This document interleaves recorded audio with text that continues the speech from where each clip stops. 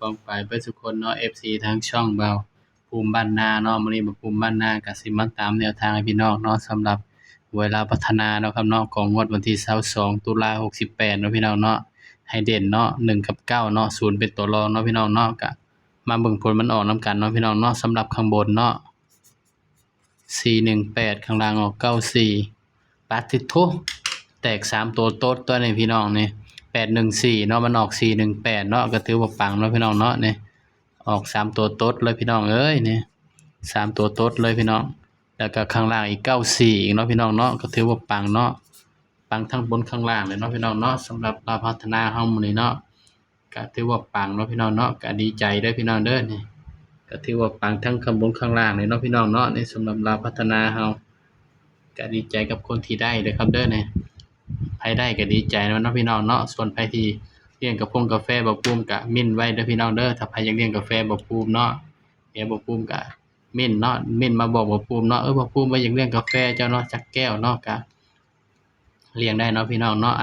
หรือว่าที่ช่วยสนับสนุนค่ากระดาษปากกาบ่ปูมก็ได้เนาะอย่างหนึ่งปากกาแดงบ่ปูมก็เบิดแล้วพี่น้องนี่เขียนบ่อยากออกเลยเนาะเพราะฉะนั้นก็ไปตามกันต่อเนาะพี่น้องเนาะของงวดวันที่24เด้อพี่น้องเด้องวดวันที่24เนาะครับเนาะ24ตุลา68เนาะพี่น้องเนาะมื้อนี้ก็ถือว่าปังเนาะแตก3ตัวโต๊ดเนาะพี่น้องเนาะก็ดีใจกับคนที่ได้เด้อครับเด้อสิมี FC ใจดีอยู่บ่เนาะเลี้ยงกาแฟบ่ปูมนี่สิมีอยู่บ่เนาะพี่น้อง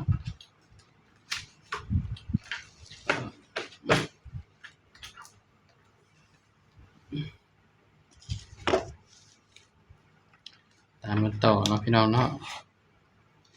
งวดวันที่24ตุลา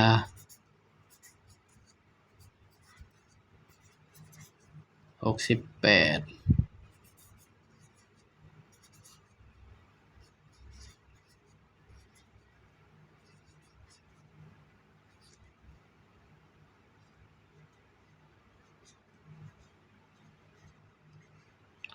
ลาวพัฒนาเนาะพี่น้อง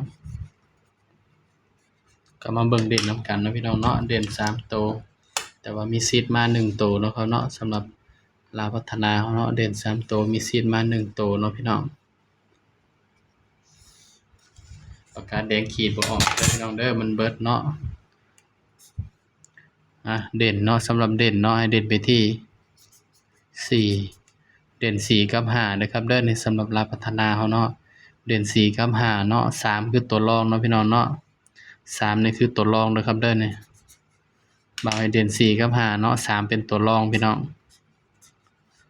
ย้ำว่าตัวเลขก็เป็นเพียงแนวทางเนาะครับเนาะมีเข้ามีหลุดเนาะมาจับคู่นำกันเนาะพี่น้องเนาะจับ4ก่อน46 47 48 56 57 58ตัวรองเนาะพี่น้อง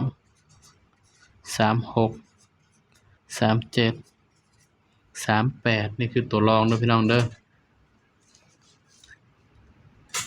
ชุด3ตัวเนาะพี่น้องเนาะ647 047นี่ก็คือชุด3ตัวเนาะพี่น้องเนาะที่บ่าวมักเนาะนี่ย้ำว่าตัวเลขก็เป็นเพียงแนวทางเด้อเพิ่นเด้อมีเข้ามีหลุดเนาะสำหรับเด่นก็4กับ5เนาะพี่น้องเนาะ